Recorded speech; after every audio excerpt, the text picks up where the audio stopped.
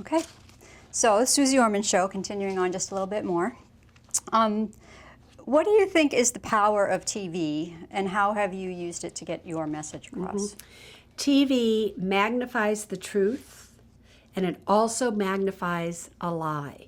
What's very interesting is when people see me in person, they always say, "You're so much smaller than I thought you were," meaning shorter. And it's because all of us seem so much bigger than life when you're on TV. So you better be telling the truth when you're on TV, because you don't last 12 years on a cable channel if you've been lying to the people. I have to say, though, I don't use TV normally as a message for my causes. I don't use TV, truthfully, as a marketing for my products. If you ever see me talk about my Will and Trust Kit on CNBC, you also see me mention that if you go to SuzeOrman.com, here's the passcode, download it for free. You'll see me mention my book once when the book comes out, and you will never hear me mention the book again for the entire time. So that show is for educational purposes, not to promote Suze Orman's causes, Suze Orman's products, Suze Orman. It's to promote the quality of your life by giving you the information that you need, hopefully at the time that you need it. So I use television as a vehicle to come right into your home, where you are, to give you the information so you don't have to go after it. It's coming home to you, and that's all that we do. How specific can you get about investment advice and things like that on the show? Well, if I wanted to, I could get extremely specific. I could name certain stocks. I could name things if I wanted to. I don't have anything that I can't do. I do not do that, however, because number one, if you're going to buy a good stock, I already own it. And because I own it in my own portfolio, I then can't say to you, you should be buying X, Y, and Z, whatever, because then I'm making money off of that. So I never, ever go to the investment side and say, buy this mutual fund, buy exchange-traded funds, buy this stock, buy this. I might generalize in saying, look for good dividend-paying stocks or exchange-traded funds. Municipal bonds, fabulous way for you to go in 2007 when I was starting to say it. But I won't say, buy this particular municipal bond. So I don't get specific. And where do you get your financial news? From listening, believe it or not, from listening. I'll listen to what somebody says when they come on CNBC. So for instance, I was listening to one of the shows, and it was actually Jim Cramer and Mad Money, and he was talking about Sprint. And what he said made sense to me. So I went out, and the very next day, I bought a lot of Sprint, and it was $3.89 a share. And just the other day, I sold it for $5.70 a share. So I made a significant profit in maybe a 2-month period of time. So I'll listen, and if it rings true to me, if what they're saying makes sense, I just pick up the phone and buy it. Mm-hmm. And so over the 10 years you've had the show, clearly there's a lot of questions that are the same. How do you keep it fresh for yourself and for your audience? The questions are the same, but the people are not. The circumstances behind the people and the emotions behind the people are not.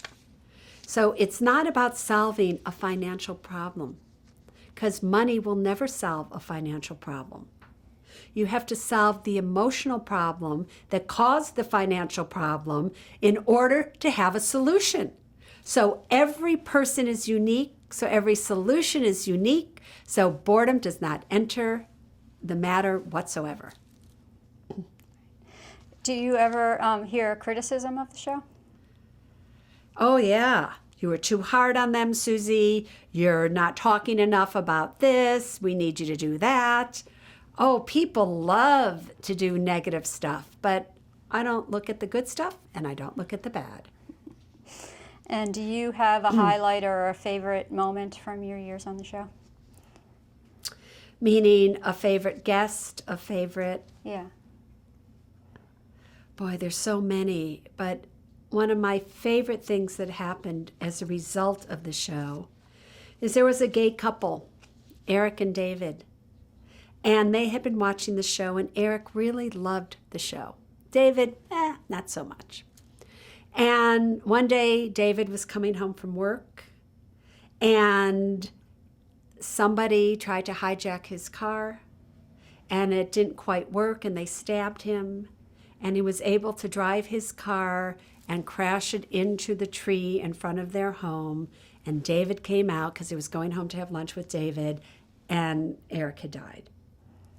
Now, there was a lot of money left from an insurance policy and all this other stuff that Eric had done because I told him to do it on the show, and he did it just by watching the show. And now David doesn't know what to do. He's an emotional wreck. And he hears in his mind that Eric said, call the show, Susie, I'll take care of you. And David calls into the show, and David is a guest on the show.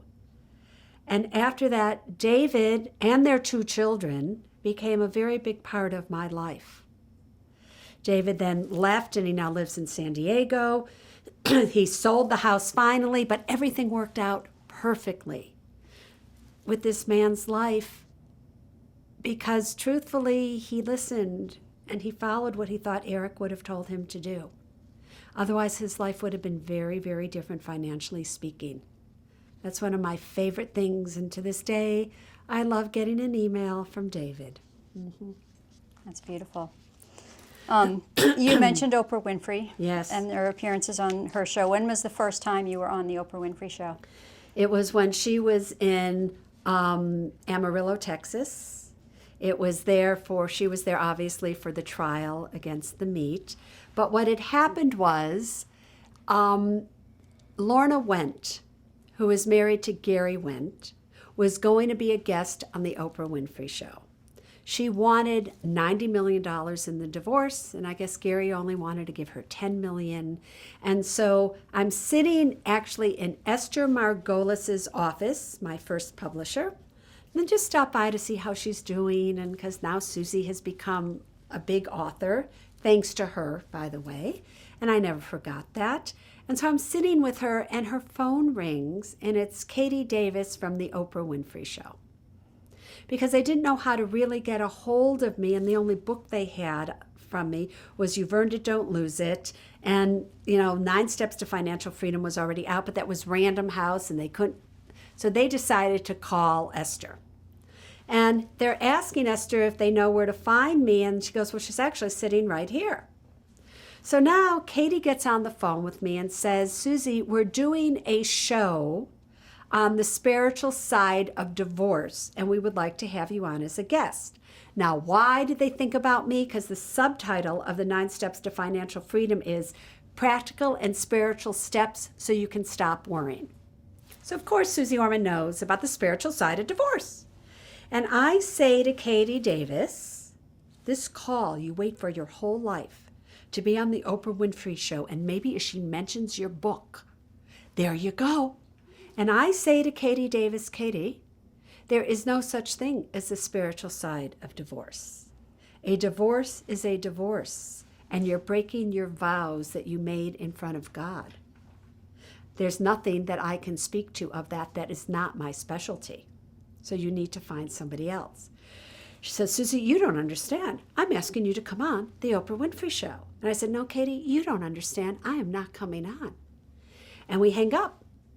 3 weeks later, I get another call. Now I've given her my private information.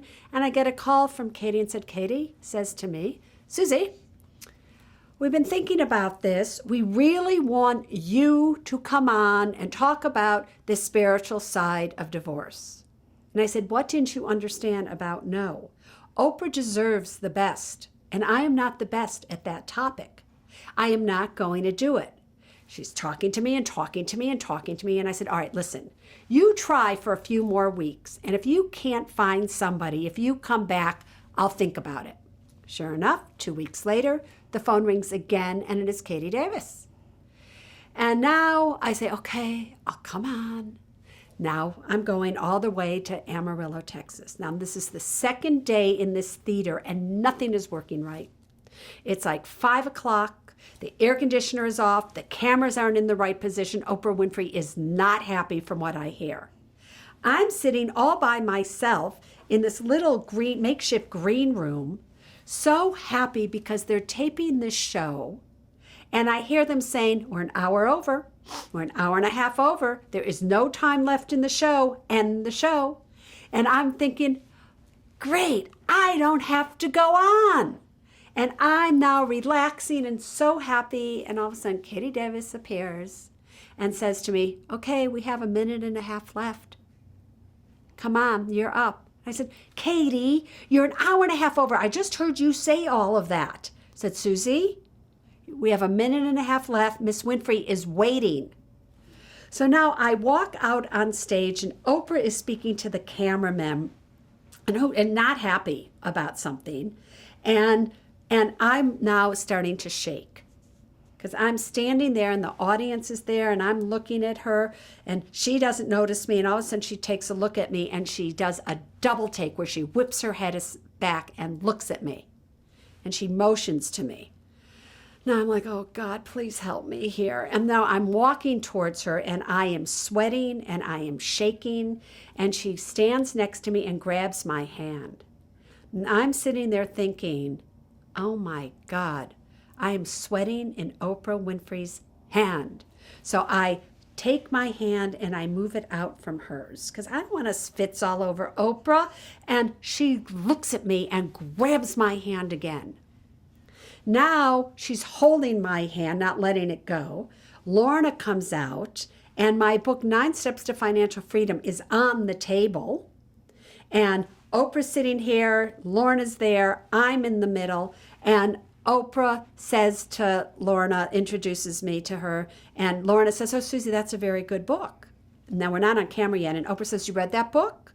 And Lorna said, yes, Oprah, it's a very good book. Now we sit down.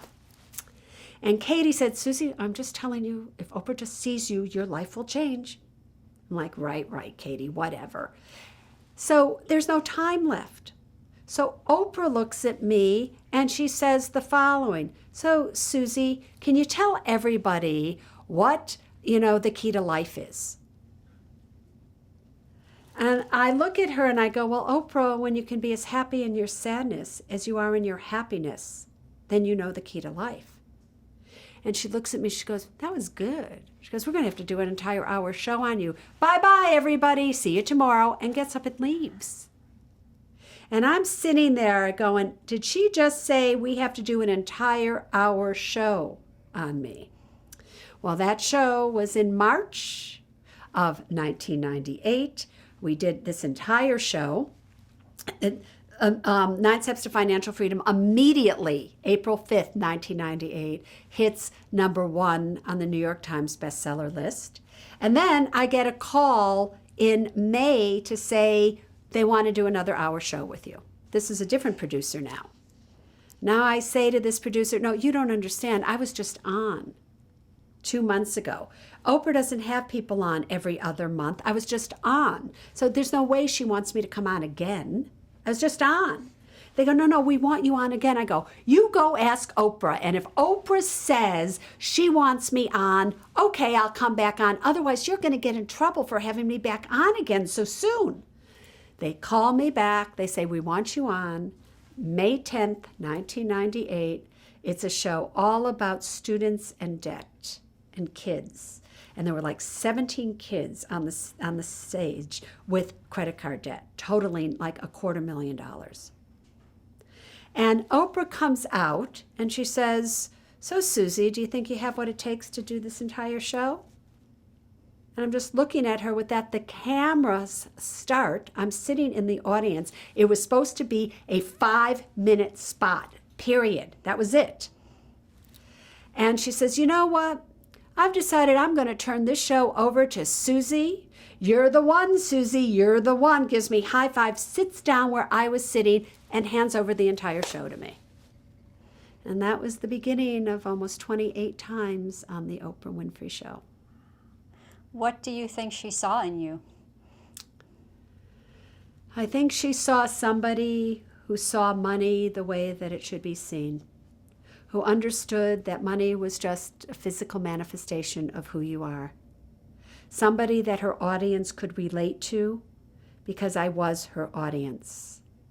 I think she saw somebody who cared more about telling the truth and not wanting to be on the show because she deserved the best, and therefore I didn't think I was the best. And she saw that I was the best, and she was right. Talk about working with Oprah and what you think makes her Oprah. What makes Suze Orman is the same thing that makes Oprah Winfrey. She is what you see. She grew up with nothing. She grew up never thinking she would have anything. And so when she gets out there and she talks, she's not acting, she's not playing, she's not teleprompting. Even though there is a teleprompter, she's coming from her gut. And she's just being who she is. So when you're working with her, and to this day when I see her, I still get nervous. It's not an energy that ever goes away because she's Oprah Winfrey. She's Oprah Winfrey. And she's just sitting out there and she doesn't have a filter. So what makes Oprah Oprah is because she's Oprah. She's just Oprah. And it's just that simple. What do you think her legacy is?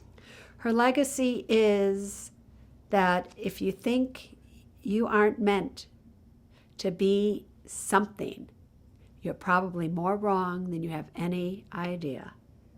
Her legacy is one of hope, one of creation that I doubt anybody will ever create again, what she was able to create.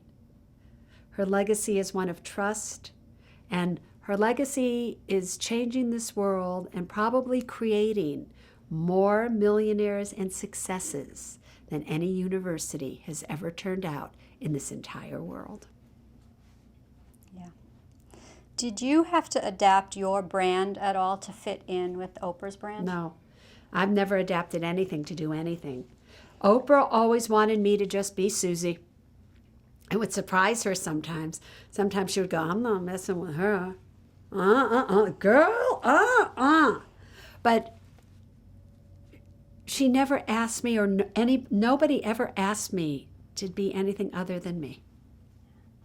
Before you worked with her, did you have a general philosophy of whole life health versus just financial health, or did Oprah sort of help develop No, that? I always had a thing of whole life health. Mm-hmm. I always knew that you had to go within to see why you were doing without. You know, there's an incredible spiritual side of me, a side of me that probably very few people are aware of, a side of me that when you grow up thinking that money is the key to happiness because you don't have any, and you think your parents are so unhappy because they don't have money, that you think if you have money, then you'll be happy. Well, then once you have money and you're not happy, now you're in real trouble. Then what is the key?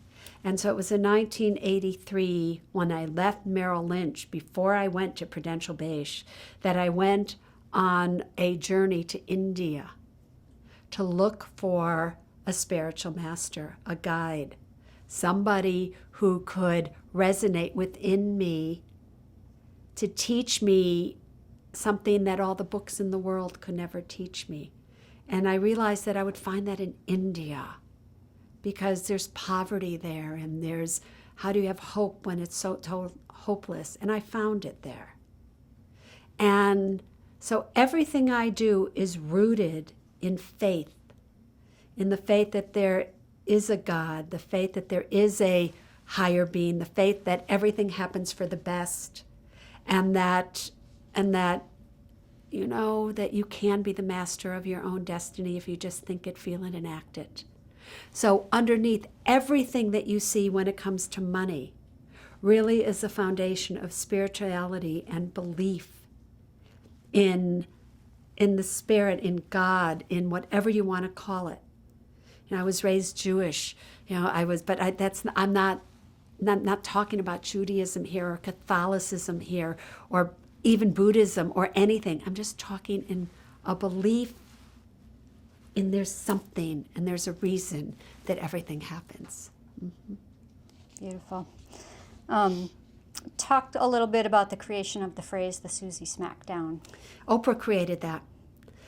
People would come on the show and I would smack them down because I knew they were lying to me.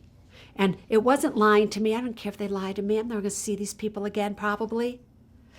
They were lying to themselves. And the world was living a lie.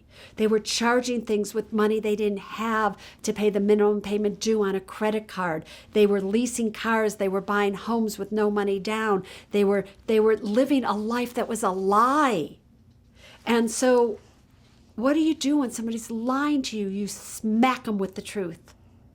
And sometimes when it comes to money, you just can't be nice and go, oh, it's all right. You have to smack them like, oh, what are you thinking? It's the most ridiculous thing I've ever heard. You're lying. And so Oprah created, when she would see me smacking people down and yelling at them, she created the Suze Smackdown. But it was always a smackdown to pick them up after they got down. Because, once you've hit bottom and you're down, now you can rise up. As long as there's still lower to go, you'll go lower until something prevents you from going any lower. And it's usually when you are down and out. What did you think when you first heard Oprah was going to start a network? Well, I was there in the audience the day that she announced it. It was a Tuesday. And it seemed like the next natural step. It seemed like, of course you are. You're already a network. You're a magazine, you're a movie, you're a TV, you're a network of information, even though it wasn't a television network. So to me, it seemed like it absolutely, of course, was what she should do. And did you want to be a part of it right away? Absolutely, I wanted to be a part of it. In the worst way, I wanted to be a part of anything Oprah did. Not because it brought me more fame and more book sales, because I just wanted to be a part of that, of the Oprah world, they were my friends. I developed relationships with these people, and we were all doing the same thing for the same reason, which was to make the world a better place, and we were having a great time doing it. So of course I wanted to be part of it. And were you involved right from the beginning? From the beginning. I was there New Year's Eve, the day that, we were there, and it went on, and we were all standing together the first time. She saw it at midnight come across the screen, and I was there the next morning at the Oprah studios, the OWN Network studios, like as close as we are right now, watching it go on air for the first time and getting in the elevator with her to ride down. I happened to be on a lower floor, and I got in, and there she was. And she was like, Suze, I don't get this. I can't wrap my head around all of this. And I said, Oprah, this is for you to have a legacy so that when you're no longer here, 50 years from now, people will know, Oprah Winfrey, who is she? Because you deserve to be remembered. But she couldn't grasp it. So from the very start, I was a part of it. And even though I don't have a show on there anymore, I'm still a part of it in such spirit, in such hope that she could overcome all the negativity that was put out around it, that she can succeed against all odds. I'll tell you one thing, I'll never bid against Miss Winfrey. She would say, I don't know, and I will not. Why do you think there was so much negativity around the network? Because they launched before they were ready to launch, truthfully. They weren't ready to launch. And I'm good friends with David Zaslav, the CEO of Discovery, and his wife Pam, two of the most incredible people you'd ever want to meet, who have more faith in Oprah than probably Oprah has in herself. And even they weren't ready. They didn't have the programming. I don't think anybody knew what it took to put together a network A network is very different than a 5-day-a-week syndicated show. They weren't ready. And so even though they came out with, Oprah All-Stars and that it hit, there was nothing else for people to tune into. Also, I personally think that, when you're used to finding Oprah for free at 4 o'clock every day, that then to have to pay for something and not even find Oprah, really, was more than people could handle, because people really didn't care about Dr. Phil and Dr. Oz and me.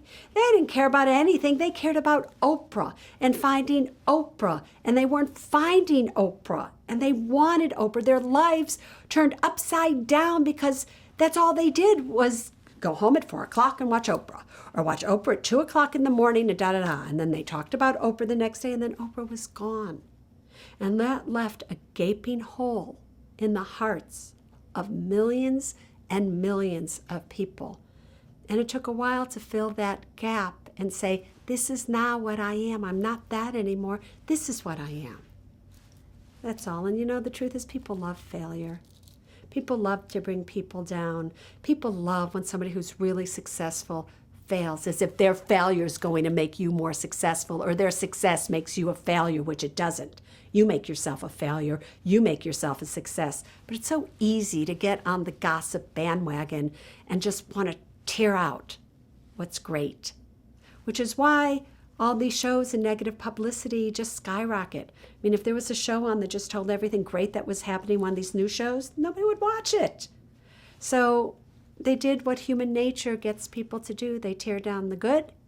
They want people to fail who have succeeded, and they want something to end so that they can be right. Oprah's going to win in the end. She always does, and she should. And how's the network doing now? Network's doing far better. Yanla has a show called Fix My Life that's skyrocketing in ratings. I love Yanla Van Zandt. We got into Oprah together. We've been there as sisters for each other. I went through things with her. I hope her show goes beyond the beyond. And Sweetie Pie, and now they're programming the things that people really want to see. And I think it's doing much, much better. Mm-hmm. Let's talk a little bit about Ask Oprah's All-Stars. Yes. What was the premise of that show? That was my idea. I was actually called and asked, would I be part of an all-star thing with Nate Berkus and Martha Beck and all these people? I said, no, I'm not going to do that. Let's do a show with Dr. Oz, Dr. Phil, and myself. Because you can't have people, Nate hadn't had his own show yet, really. And you can't have seasoned television people that can hold a stage, be on stage with those that aren't television people. Now, Martha Beck may be the most brilliant woman in the world for writing and on a stage performance. Very different when you're on stage with a camera and you have to hit. It's different. And so I said, no, I'm not doing that. Get the All-Stars, your All-Stars, Oprah, and do a show with them. We'll do it for you just to do it. We love you, Oprah, and that's essentially what we did. So we all came together and we did it. And we did it on January 2nd, I believe it was. So the network launched January 1st. We taped shows that morning on January 2nd.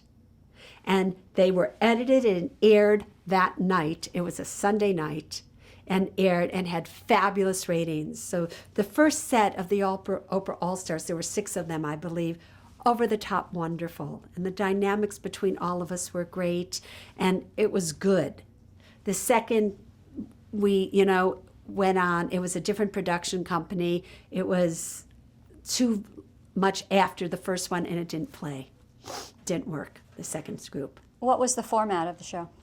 The format was just Dr. Oz, and Dr. Phil and Suze would come out, and we would sit behind a desk, and we each had our own topics, and we had guests that were in the audience, and each show had a theme, and so we would talk about people's problems, we would talk to them, we would do things on our own. It was just us being us.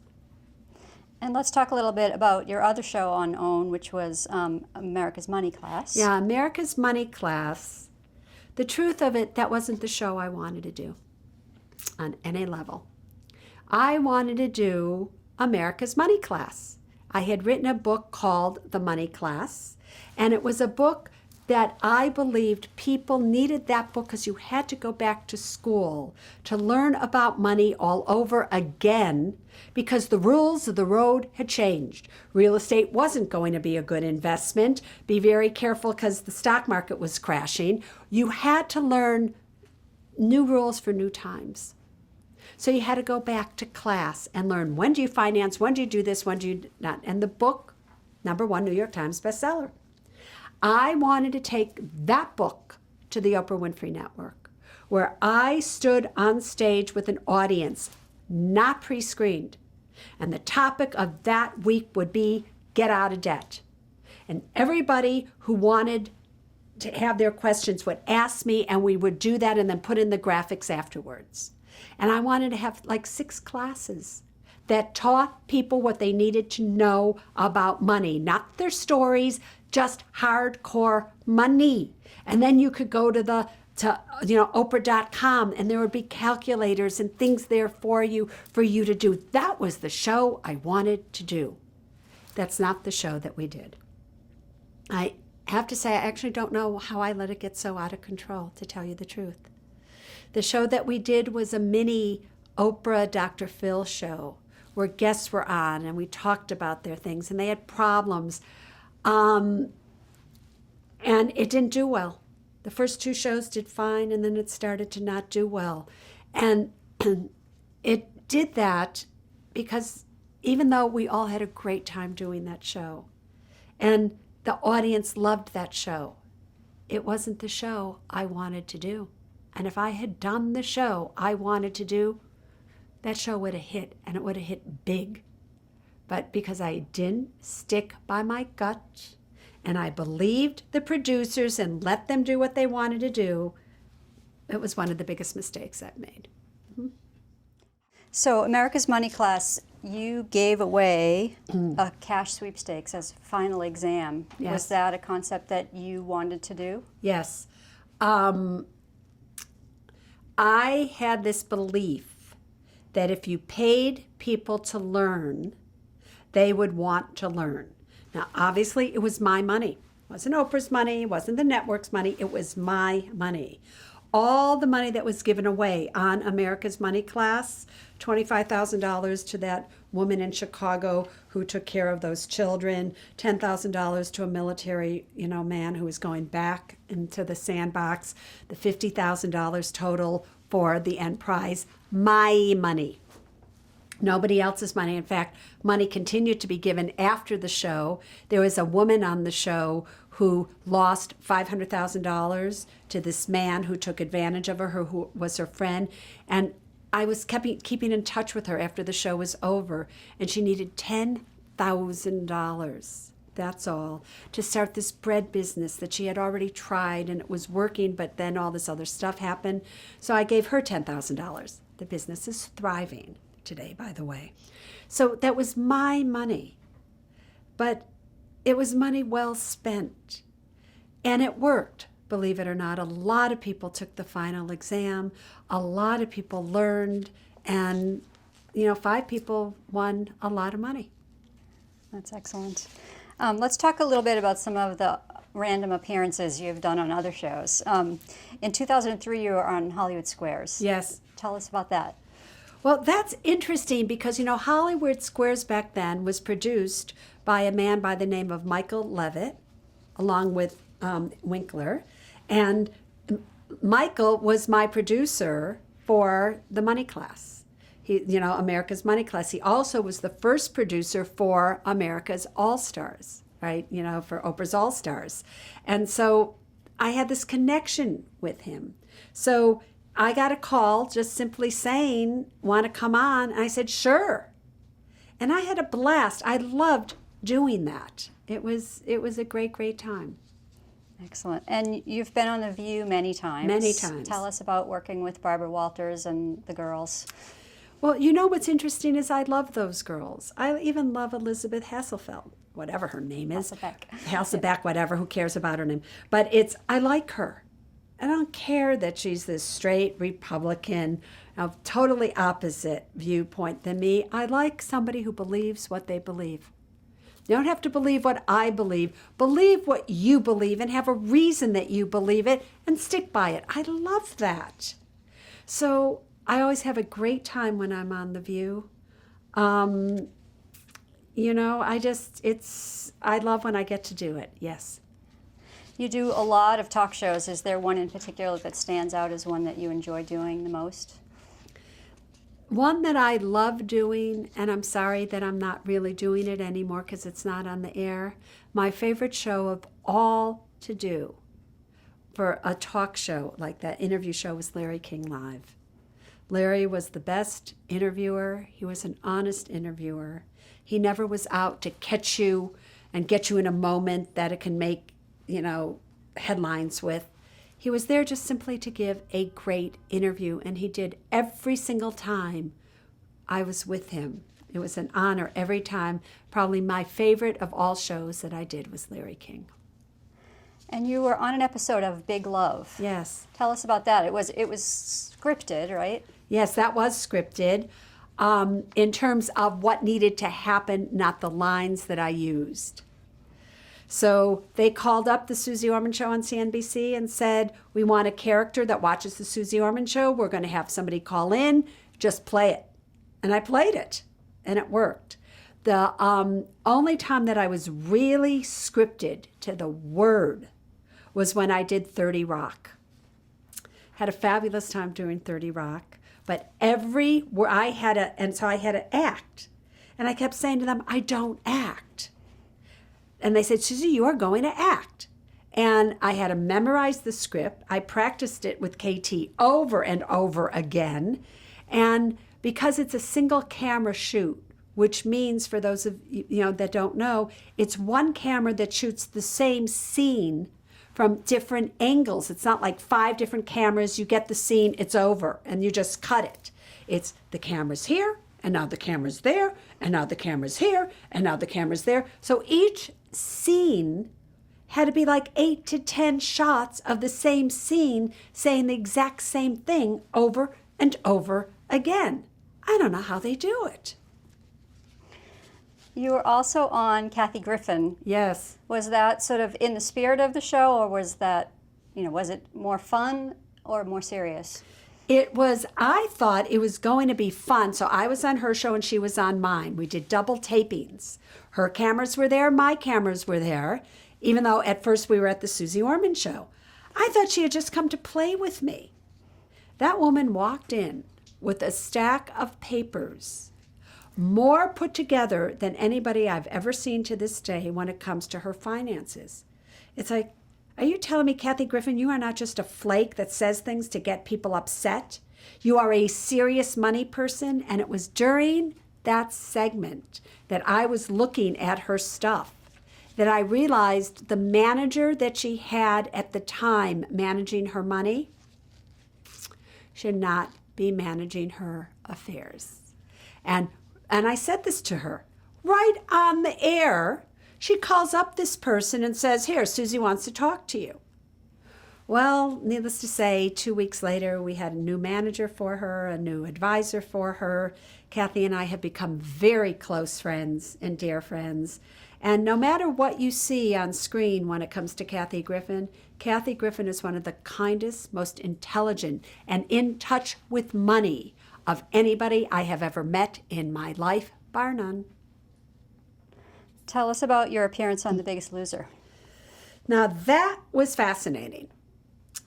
I'm very good friends with Jillian Michaels, and somehow I end up on The Biggest Loser.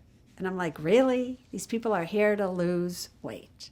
But then I have this thing, and I say to them off screen that I bet you I can predict the winner of The Biggest Loser. And they're always like, what are you talking about? I said, if you get me their FICO scores and let me see their finances, I can tell you which one of these people are going to win. And this is when there were still a lot of them left. It wasn't like 3. There's quite a few of them. So now I'm on The Biggest Loser, and I predict Danny is going to win because Danny had the highest FICO score, number 1. But Danny, in the previous year, had also gotten out of $45,000 of credit card debt. So I knew since Danny had taken care of his money before he dealt with his weight, he's now has his energy to deal with his weight and he would win. And in fact, he did. So, but what was fascinating about The Biggest Loser is, so I had to meet with each one of them individually, and I knew about them. I knew what they weren't telling me. And some of them went there with me, and this one woman, I forget her name, refused. She was an older woman, Liz, I think her name was. Liz and Rudy would not go there with me. And we're taping, and Rudy is just sitting there, lost a lot of weight, right? And just so pompous with me. Like, what if I don't want to be doing this? I'm not telling you anything. Liz, I asked Liz a question, and she says, turn the cameras off. I've had it. And I essentially say to her, all right, Liz, you don't want to talk about your money. And I throw all this paperwork up in the air. I go, what do you want to talk about, Liz? Do you want to talk about the fact that your husband da-da-da-da-da, or that da-da-da-da? And I just said all of the stuff that was true. Now Liz really doesn't want to speak to me. Now here's what's interesting. The people that didn't want to deal with me with money, I told The Biggest Loser, every one of those people is going to gain the weight back plus more. The people who were willing to deal with me with the money would keep the weight off. And that's exactly what's happened.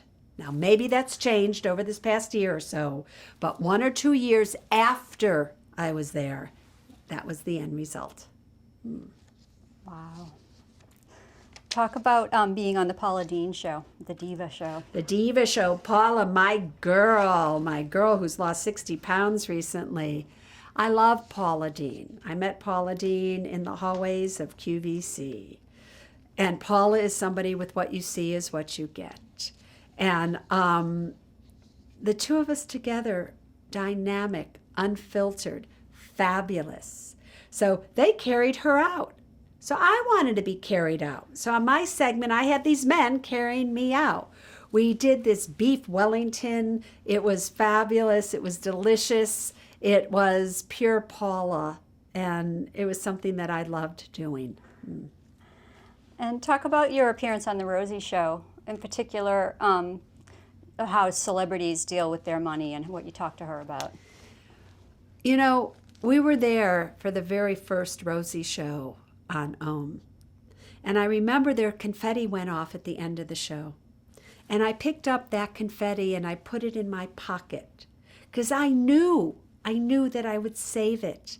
And one day, years from now, when the show was so successful, that I would be able to show Rosie and go, Rosie, look, this was from your very first show. Obviously, that didn't happen. So when I was a guest on the show, the format had changed by now from a variety show and a band and everything to Rosie doing one-on-one interviews. And the truth is, Rosie, out of anybody, is probably the best interviewer in the world. She has a mind that remembers everything. She has a heart that cares about everything.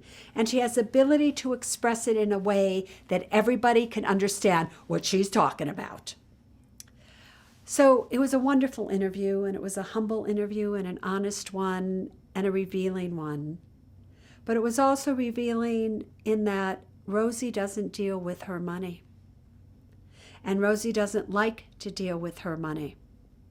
And she said to me, she promised me that by the time of her birthday, I think it was her 50th birthday, whatever birthday it was going to be, she would deal with me with her money and let me come and sit down with her. And that's never happened. And it's not because Rosie lied.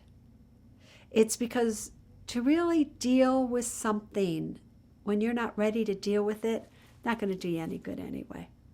So I can't force her to do something she's not ready to do yet. But she obviously has a very hard time with the reality of wanting to deal with what does she have, what doesn't she have, is it wise, is it not? And I can only pray that she doesn't wake up one day to a horrible truth that what she thought her money was doing, where it was invested, how it was, isn't how she thinks. I just pray that that never happens to her. Do you think that's common with celebrities? I think it's very common with celebrities that they let a manager, they have a business manager, they have a CPA, they have an agent, they have a this, they have a that, they have somebody who does everything for them, so they don't have to look at what they're doing and they just get to be who they are. But who you are is your money. Would you really be doing it if nobody paid you? Fascinating. Well, I did. You know, the first year on CNBC, I did the whole year without one penny on the Suze Orman show because I didn't like the contract. So I said, fine, I'll just do it for free. I don't care. That's besides the point as well. But not many people would do that. Don't pay me, I don't show up. And so I don't understand why they don't value their money. I don't understand that. And many of them have called Suze Orman to say, my business manager ripped me off. You know, many of them. My husband took all the money and put it into his name and left it to his mistress, Lauren Hutton. Is that her name? Lauren Hutton, right? That's what happened, public knowledge. $14 million signed over in her career to her husband. Husband died, was in his name, and left it to his mistress. And she was out the money. And then she calls me and says, what can we do to get it back? Really? Really? Happens all the time. Kristen Wiig Yes. used to do an impression of you on Saturday Night Live. Yes, Talk about 5 or that 6 a little. times. Greatest honor in my life. You have to remember that John Belushi, who I lived with in college, went on to become a very famous cast member of Saturday Night Live. So Saturday Night Live was something that I watched to watch my friend. And it was in my fabric. And there would be no higher honor than somebody mocking you on Saturday Night Live. Once you're at that point where you're on Saturday Night Live, and not just once, but 5 or 6 times as a mock, you have made it into the culture of America. You are an icon. And they don't tell you when you're going to be on Saturday Night Live. And the only inclination that we had is they called the Suze Orman show asking for our music. So it's when are they going to show it? So every weekend now we're watching. And I'm on the West Coast. Amy Feller, my EP's on the East Coast. That's the night we're on. And she calls me up and I'm listening to it on the phone with her. I'm like, oh my God. And then obviously I wait to see it myself. And I really thought that would be the last time. The first time would be the last time. But now I'm been nominated as one of the 100 most influential people in the world by Time Magazine. And I'm there with Lauren Michael, what's his name? Lorne Michaels. Lorne Michaels, right? And all the cast members are there. And it turns out they're going to do me again. He said, you know, we're doing you this weekend. I said, you're what? He said, why don't you come and see it and sit in my seat? I went, you're doing me again? He said, oh, yes. Now, Kristen Wiig is there. And Kristen is afraid to see me because did I like it? Did I not like it? So they did a thing about my tan or whatever it was that she had said. I don't even remember. And I had this gold outfit on that was a wrap, so it was easy to open.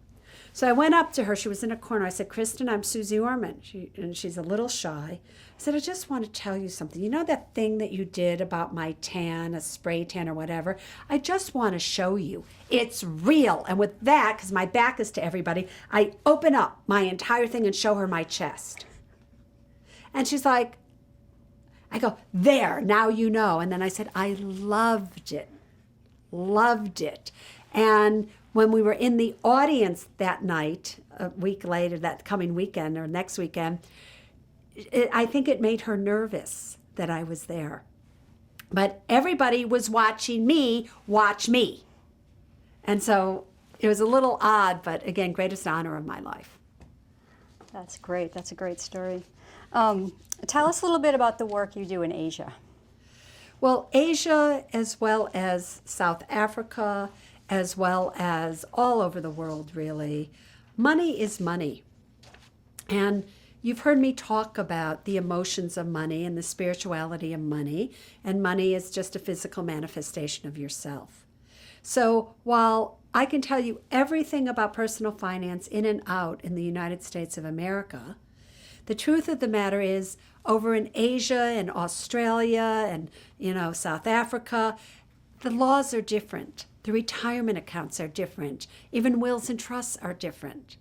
Now, I've mastered South Africa's economy, okay, but I hadn't mastered at all Australia's economy or Philippines' economy or Hong Kong's economy or China's economy. So I went over there and I talked about money as the entity I know it. I talked about what debt represented, and we hit a big core.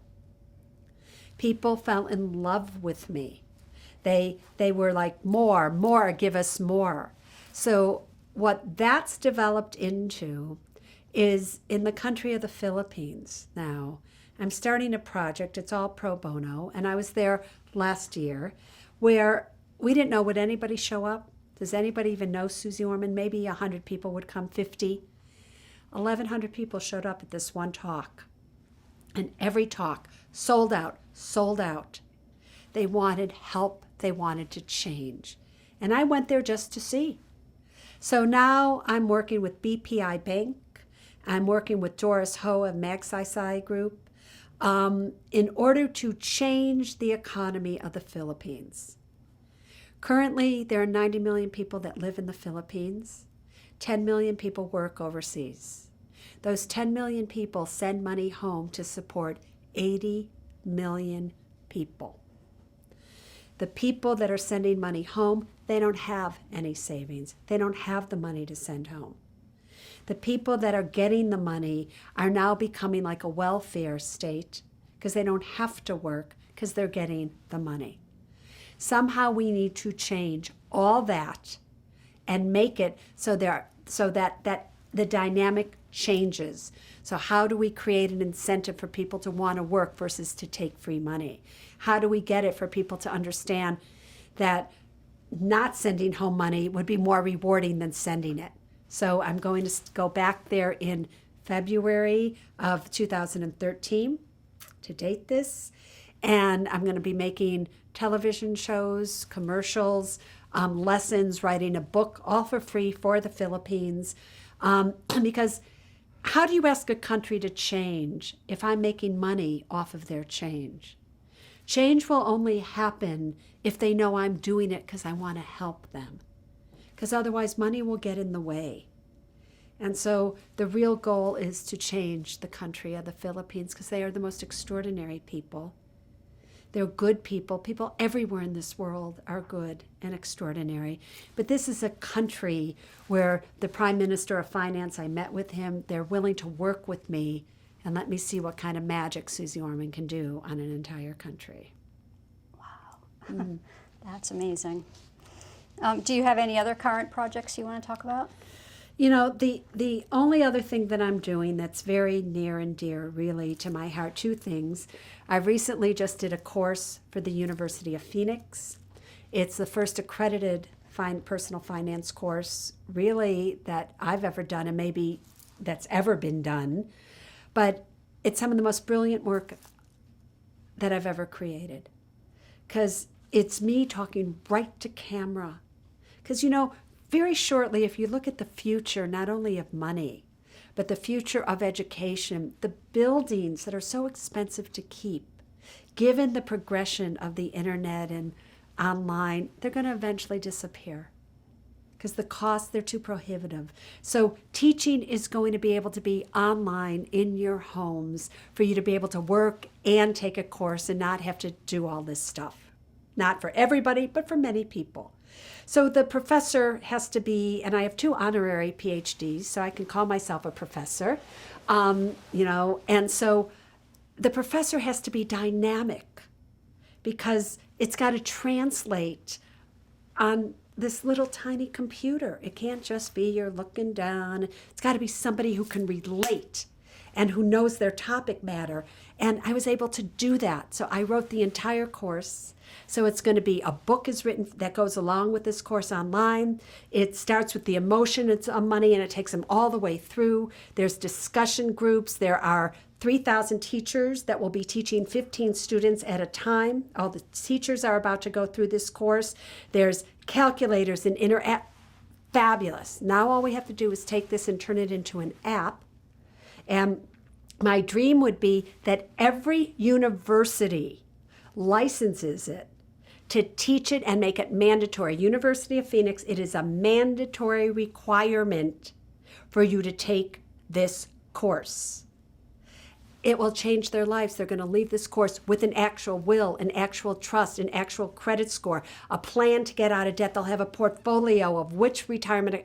It's going to totally change, not just this technique and this intellectual BS, which all these courses are.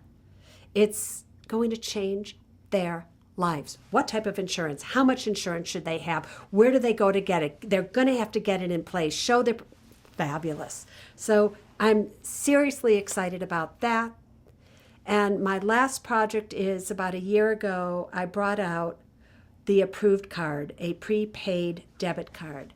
As I sit here with you, and I hope in the future when people watch this, they'll go, is that possible?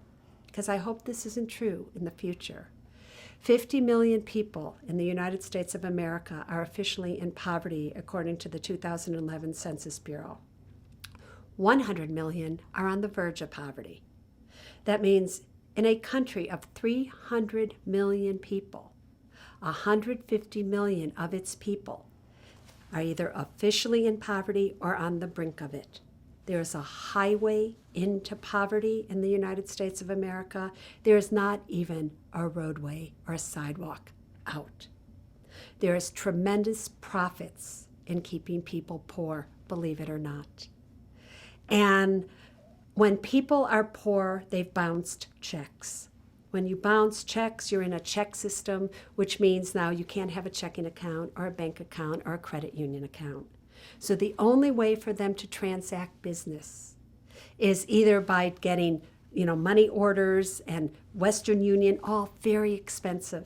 $10 every time you do that. If you pay 8 bills a month, that's $80.